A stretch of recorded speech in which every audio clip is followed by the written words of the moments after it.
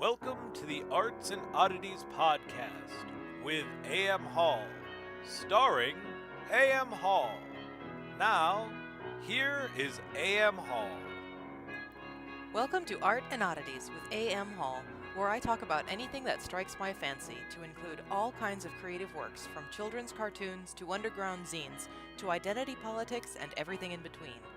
My guests and I will discuss how art impacts and reflects culture and counterculture, enables individualism and conformity, and have loads of fun along the way. I am your host, A.M. Hall, aka Anthony Bonafini, aka Galena Storm, aka Aquaces Mancuso. Today I talk about my troubling tendinitis and suggest a best way to deal with problems with no solutions. Ugh, heavy. And speaking of heavy, in part 2, E.W Modemac pulls out the cast iron, and we talk about the idea of cooking as art. Don't touch that digital dial.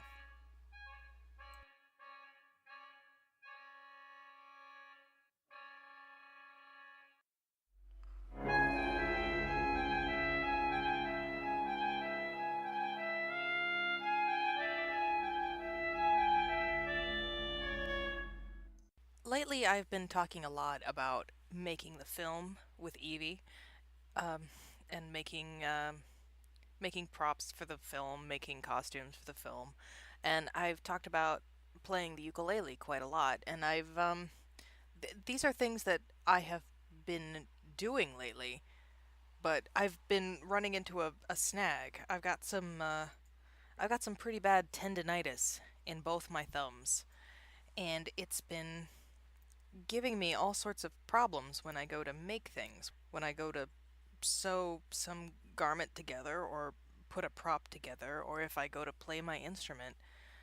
My hands have been really, really hurting. And I'm not a stranger to this kind of setback. I've got fibromyalgia. I'm pretty open about that.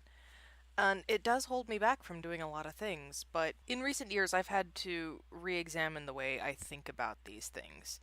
In the course of our friendship together, Evie has encouraged me to push myself through any sort of pain that I might be feeling, especially with the fibro. When we first met, I could barely get up a certain hill, walk up a hill. We went on very long walks together, we would go on hikes, and now, a few years later, I look at the hill and I wonder what on earth was giving me problems about it to begin with. It's like when I went out and I pushed myself, I used up all my spoons for the day, and in the process, I managed to grow some new spoons, or forge new spoons, rather, for myself. I still have fibromyalgia, but I feel so much better now than I did just a few years ago, and part of the reason is all of the extra exercise I've been doing, which hurt a lot at the time. On the other hand, with the tendinitis, the issue with that is that I can't push through that and expect it to get better. This is one of those things that's an injury, and in order to recover, I have to give it rest. I can't continue to use my thumbs and expect my thumbs to just repair themselves.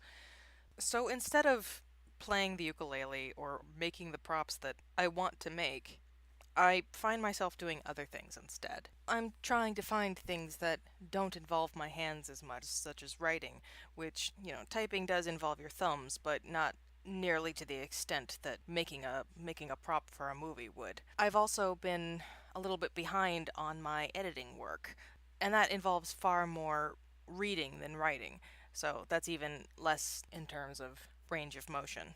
I'm also an actor in the film that we're making.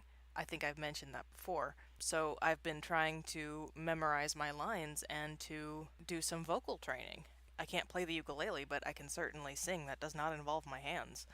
So I've been trying to find things to do that are still involved with all of my projects, but are better for me, for my physical health. And what this comes back to is the idea of, if you're literally unable to do one thing, try something else.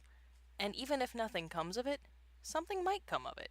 Like, even if, you don't become a singer or you don't become an editor, you've still diversified yourself. You've still become more than what you were before. And the moral of the story is reasons versus excuses. I know what it's like to have invisible disabilities. But when I first met Evie, I used my fibromyalgia as an excuse for not doing things, not going out, not going on a hike, not going for a walk, saying, I really can't do that, I don't feel well. But with the pushing, and the going out and actually performing all of these tasks, they slowly got easier to do. And I'm not going to say that it wasn't painful at the time, because it was. Fibromyalgia is painful, but I'm in far less pain now. So I could not allow my fibromyalgia to become an excuse for not doing a thing. However, with my hands and my tendonitis, I I have reasons for not doing things, but I have to make sure that those don't become excuses by not sitting around and doing nothing.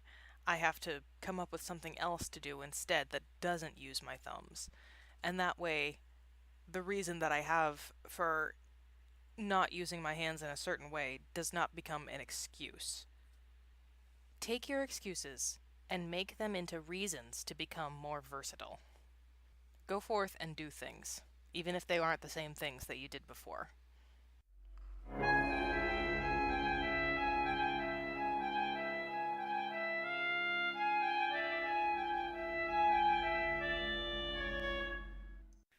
All right. Today I am here with E.W Modemac. Hi there. And Modemac here is a culinary artist, aren't you? You could call it that. I call it stress relief. I call it an excuse to find a channel for my creativity. Sometimes, when it turns out especially successful, I even call it cooking magic. Cooking magic, that's interesting. So, when did you first learn to cook? It's only been a few years. I know some people have been doing this all their lives, but in my case, even up till I was over 40 years old, if you had asked me, I would have told you I could not cook to save my life. And if you ask my mom, she would gladly regale a story that allegedly occurred when I was maybe about 15 or so, and I burned spaghetti while it was still boiling in the water. Now that's impressive. Yeah, it seems I forgot a crucial ingredient known as stirring. All right then. So, you are actually a specialist. You like to cook in cast iron cookware. Well, yes. Pretty much at the same time I caught the cooking bug. I can actually date it to December of 2010. In pretty much the same time, I was really making an effort to learn to cook for myself, and I had something of an epiphany almost, in that for the first time I had dug out a rusty cast iron pan that had been given as a wedding present and had sat unused in the back of a shelf for 8 years. But I was really in the midst of a big transition at that time, and as part of it, I decided to use that cast iron pan and cook a steak for the first time. And I did a terrible job of cooking the steak. I poked and prodded it. Essentially, it became a piece of leather. And I had a lot of fun doing it. It was really just the experience of cooking that steak and having it turn out, well, having it turn out the way I wanted it to turn out. Just something about it really appealed to me, and I started looking a little bit more into the history of cast iron cookware, and boy, is there a lot of history behind that. And from there, I guess you could say I caught the bug, in that we have comic book geeks, and we have movie geeks, and we have sports geeks. Who is we? You could probably call me a cast iron geek. Ah. We being everyone. Oh, all right. Cast Iron Geek. Now I understand you run a cast iron cooking group on Facebook. Well, that's true, yes. That's what it's like to be a geek these days in the 21st century. You have to have an internet presence. I just happened to be at the right place at the right time, in that there did not seem to be a community on Facebook, especially for people who wanted to look at cast iron cookware and cooking. And I created a Facebook page, which then became a Facebook group that is called, originally, Cast Iron Cooking. Boy, there's an original name for you. I started getting people on the group really from the very first day. Less than 24 hours in, over 100 people had signed up to join the Facebook group. We grew at a steady pace for about a year or so, when we hit roughly 5,000 members. And then, for some reason that I still can't explain, the group just plain exploded. suddenly we started getting people joining the group by the hundreds, by the thousands. 1 year after we had reached 5,000 people, we were up to about 25,000. That's very impressive. It was only about another year or so after that that we reached the 100,000 mark. So this is a topic that a lot of people have a great interest in. For some of it, I actually give a lot of the credit to modern day celebrity chefs because you consider, especially over the past decade or so, cooking shows have become a real major genre of TV, especially reality shows these days. I mean, up until just only about a decade ago, we had we had celebrity chefs like Julia Child and the like, most of whom were just that. They were there on PBS and other educational networks like that. And then suddenly we've got the Food Network and we've got Gordon Ramsay and Mm-hmm. Emerald and Wolfgang Puck and all of those, and they're all big showmen, and so their TV shows, especially Ramsay, naturally, they really appeal to people all over, and just about any one of those celebrity chefs, what do they do on their shows? They push, and I mean push, the use of cast iron in their cooking. So Do they really? you can see it in just about every episode, and of course, a number of them have their own lines of cast iron cookware. And that if you will go into Walmart, you can see the Pioneer Woman line, and Paula Deen had her own line, and Wolfgang Puck and Guy Fieri. I will have to double check. I did not know that. Mm-hmm. No, my favorite was always Jeff Smith, the Frugal Gourmet on PBS. So now I understand you also like to go antiquing and hunt for your cast iron. That's also true, and that's really a whole part of this hobby, as it turned out. I mean, probably more than any other aspect of cooking. I mean, it's as though antique history and restoration is an essential part of cooking, specifically in cast iron. For when you consider this, that it's only natural that you want to stock your kitchen with the best cooking tools and utensils that you can afford or you can have available, which of course is why people go out and buy those $200 chef's knives and those copper cooking sets that cost $6,000. On the other hand, cast iron, people generally seem to consider vintage and antique cast iron to be the best quality of this type of cookware that was ever made. And where do you go to look for antique cast iron? You look at flea markets, you look at junkyards, you look at yard sales, and it's not uncommon to make an incredible find in that way. I mean, I'm rather proud of quite a few of the pieces I have in my collection, many of whom I found just like that at flea markets or had other bargains of that sort. How far do you travel to go to these flea markets? Well, it depends on the situation. I mean, as I'm talking to you right now, for instance, in New York, even though I live in Massachusetts, as I understand it, we're scheduled to visit one of the larger New York flea markets outside of Binghamton on the border of Pennsylvania just tomorrow morning. In fact, We are. as we're talking here. So you're willing to cross state lines depending on your situation. Well, well, sometimes it's worth it. Compare that to any deadhead, for instance. There's that. I understand you also go to cast iron festivals. Some of them, yes. There's one that's regularly held at different places all throughout the year, which is called the National Dutch Oven Gathering, where people who especially engage in outdoor cooking with, well, just that, with cast iron pots and charcoal and the like, they have a big gathering of several hundred people in different areas each year. This year it's in California, for instance. I understand next year it's going to be in Utah.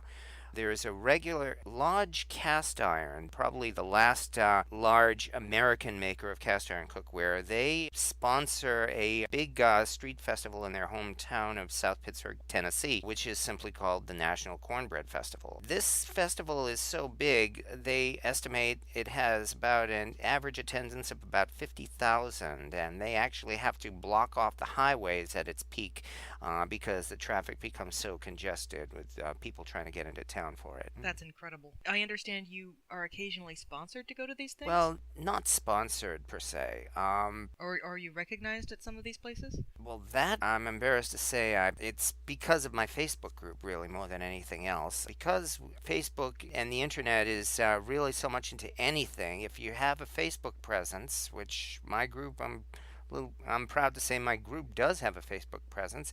It has become noticed by, say, for example, Lodge Cast Iron. And I have a very good friend who lives in Atlanta. His name is Jeff Rogers, and he calls himself the Culinary Fanatic. He also has his own YouTube channel. He's become a good friend as well, and I go down to the Cornbread Festival to meet with him as much as to say hi to the folks who work at Lodge Cast Iron. Wow. I understand one of the other more interesting things that you have done is you have actually fed some groups of people, so specifically some protesters. You went down to the Occupy Boston movement and fed them. Yes, that's quite a story in itself. I mean, if you're willing to let me regale Go that. ahead. Yeah.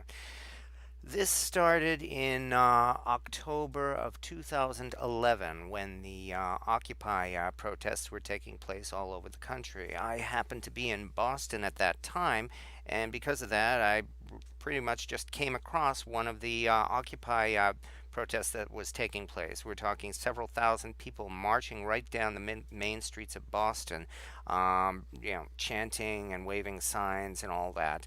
And Must have been quite a sight. well, it was, yes. And so I took a look and I just decided to tag along because, of course, they were inviting everybody to join them. And I ended up at the encampments they had in downtown Boston. They had occupied a section of the city about a couple of blocks wide. It was located just outside of South Station, the main, the large commuter rail station there in downtown Boston, and it had become something of a tent city. People had set up. There were a number of them who were actually living there and not just going and not just doing it part time. But of course, as cold weather was settling in, people, the population eventually dwindled. But even so, there was still a sizable number there in October that I wondered how they might, what was going to happen to these folks on Thanksgiving. And a number of them were going to be there on Thanksgiving. So it just got into my head that, well, since it's Thanksgiving, these people really should get themselves something, have something to eat. Everybody deserves a good meal on Thanksgiving. And that when I looked a little bit more into it, I did realize that, as as always in these kind of things, politics were heavily involved and from all corners, both without and within. Um, I saw, I some of the protesters talk about being heavily abused or otherwise treated by police. I did not see that, but what I did see was that the city of Boston was really doing everything they could to make life difficult for for the folks at Occupy Boston. They had enacted a no open flames rule for the area of the encampment, for instance, and so there was absolutely no hot cooking allowed. Everything had to be done through donations, and especially since the weather was getting cold, that was making things kind of difficult.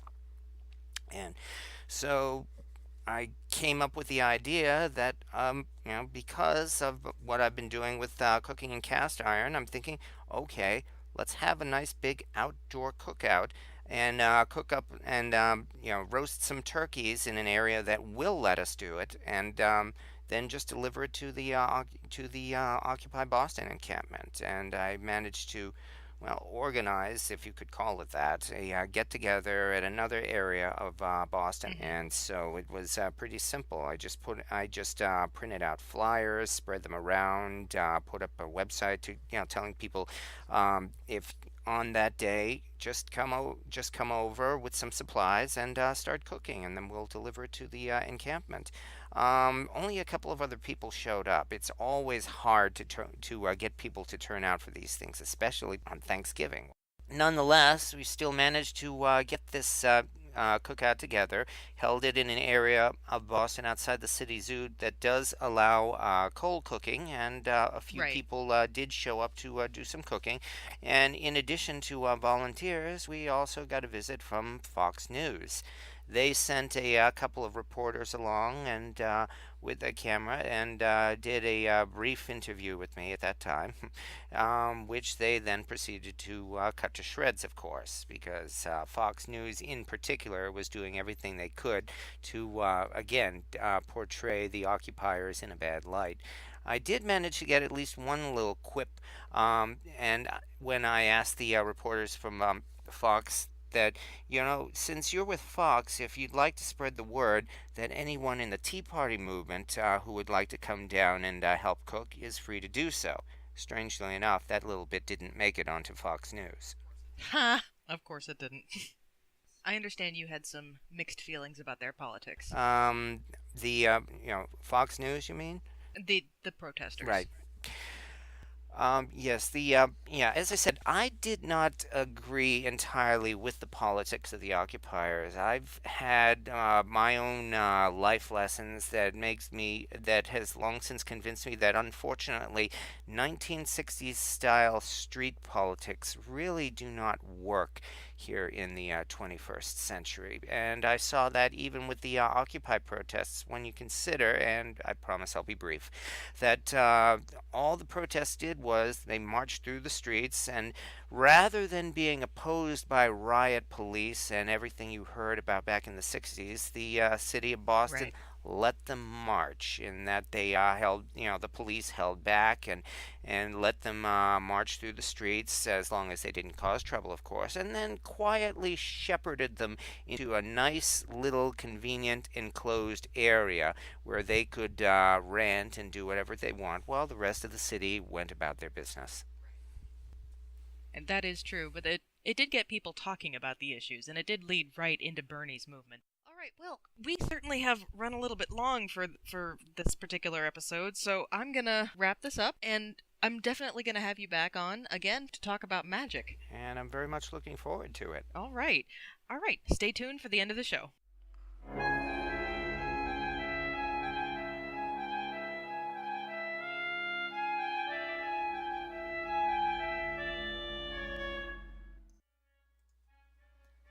Thanks for listening to the Art and Oddities podcast with A.M. Hall. That's our show for today. If you enjoyed this podcast, please remember to give us a review on iTunes. Or if you're listening via YouTube, please remember to like and subscribe. You can also follow us on Facebook. Join our group at facebook.com/groups/oddartpodcast.